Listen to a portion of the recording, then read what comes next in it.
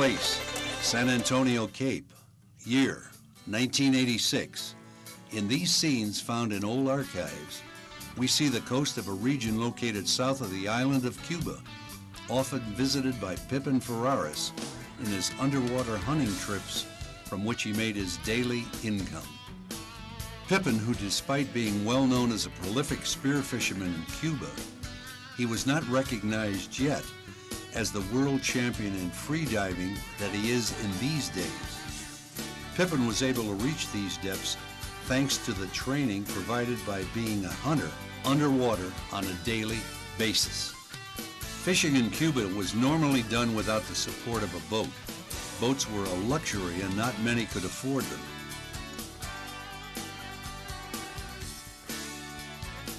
Most of the time they needed to swim long distances from shore, and sometimes covering an area as extensive as 6 miles.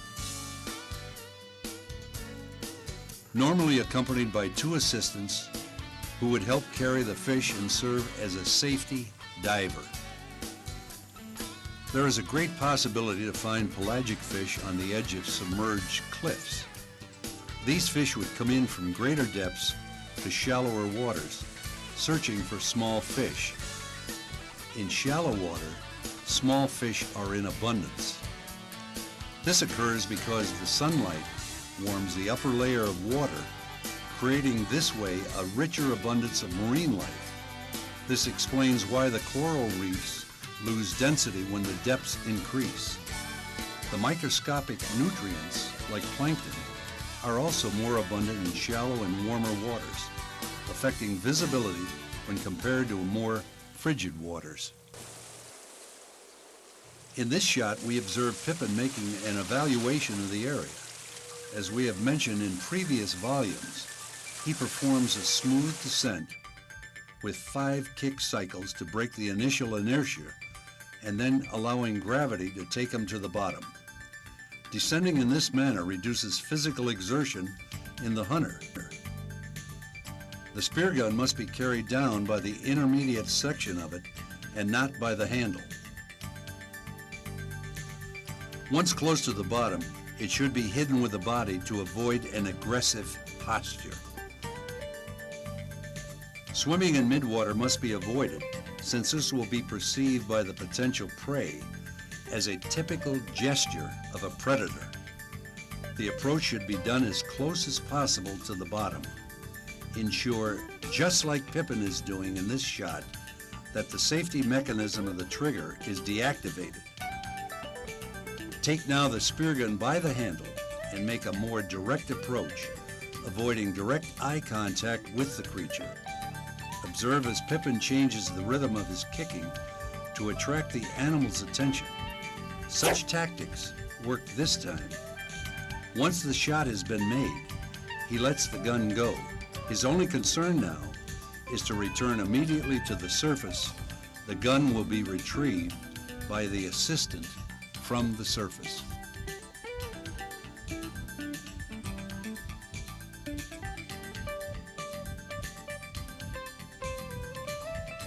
In this shot, we observe a slightly different situation. Pipin, after the appropriate evaluation of the area, noticed a couple of fish swimming just above the reef. He makes the same smooth descent we have seen before and that we always recommend. Softly, he descends while holding the gun by the intermediate portion of it.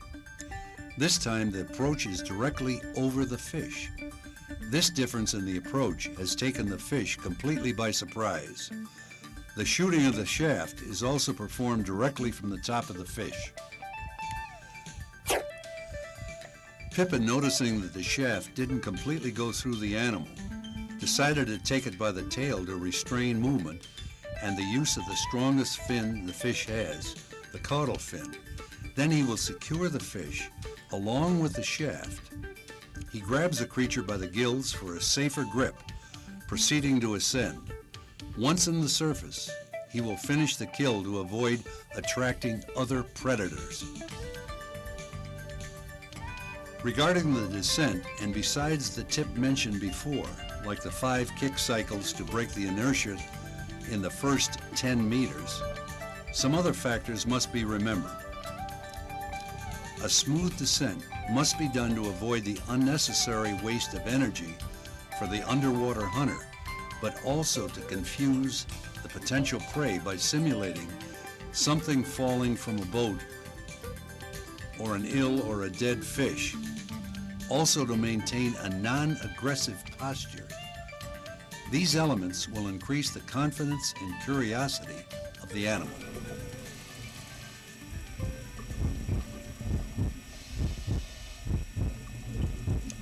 Occasionally, it may be necessary to perform more than a 5-kick cycle, or to kick all the way down to the bottom. This can be justified when the prey to be captured has been previously located inside a cave. This will reduce the time of descent to go directly for the capture.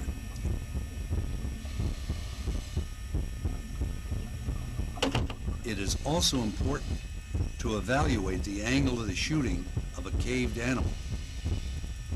A common mistake among novice spearfishermen is to shoot through small orifices from which they cannot retrieve the animal later. Here we observe Pipin studying carefully where he will execute the shot. He observes one entry first, then he goes to the other side, from where he can also see the animal. Despite having a good shot from this last location, he notices that the orifice is smaller than the previous one. He also observed that the animal's head is in the opposite direction to this entry. Once the situation has been evaluated, instead of making the shot, he returns to the surface for air. The creature, now feeling watched, will remain within the safety of the cave. The animal has seen the hunter peeking through one end of the cave first, then the other. The creature knows that a predator is searching for him, and just like in previous occasions in which the animal has escaped from other predators simply by remaining inside the cave, this time it will do the same. The creature feels safe once again. There is a slight difference this time. The predator has artificial fins, is usually smarter, and is carrying a gun in his hands. Once ventilated in the surface, Pipin returns to the bottom, directly to the point from which he would do the shot. In this case, the first entry. He takes his time to evaluate his position and the shooting angle. While Pipin positions himself, remember the importance of allowing your eyesight to become accustomed to the darkness of the cave. Look inside for a few seconds. Some underwater hunters even close one eye while descending to maintain the pupil dilated. Once in front of the cave, they would open that eye, closing the other one simultaneously to see inside the cave a lot faster.